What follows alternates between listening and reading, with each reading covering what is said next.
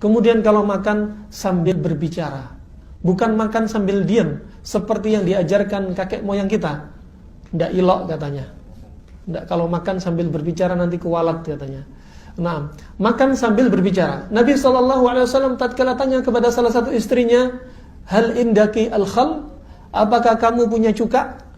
Rasulullah kalau makan sama cuka, ya, karena cuka ini sebagaimana riwayat Imam Al-Bukhari, Rasulullah itu suka cuka.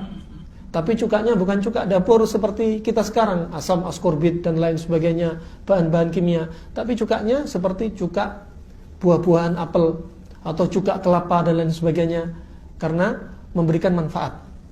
Dan Rasulullah tanya kepada istrinya, ini menunjukkan Rasulullah kalau makan sambil berbicara, tidak diam saja. Menyelisih orang-orang Yahudi. Orang Yahudi mengajarkan kalau makan diam, tidak boleh berbicara. Dari Jabir bin Abdullah radhiyallahu anhu, beliau berkata bahwasanya suatu hari Rasulullah SAW pernah mendatangi istrinya. Kemudian beliau minta untuk dihidangkan lauk. Lalu para istrinya menjawab bahwasanya hari ini kita tidak memiliki lauk, yang ada hanyalah cuka. Kemudian Rasulullah pun makan cuka tersebut. Lalu bersabda, lauk yang paling nikmat adalah cuka. Lauk yang paling nikmat adalah cuka. Hadis ini diriwayatkan oleh Imam Muslim.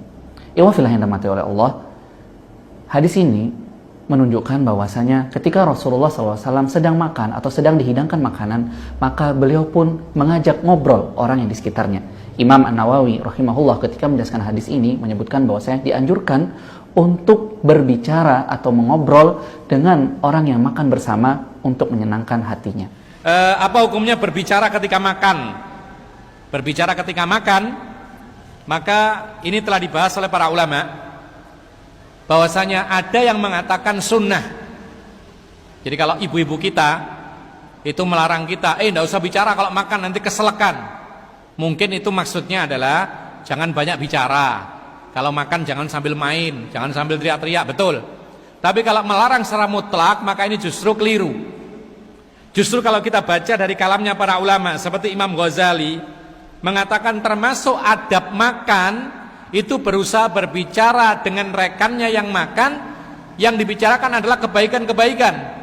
Bahkan dia mengatakan termasuk apa? Termasuk kisahnya orang-orang saleh kalau bisa disebutkan ketika makan. Kenapa demikian? Supaya orang senang, terutama ketika makan bersama.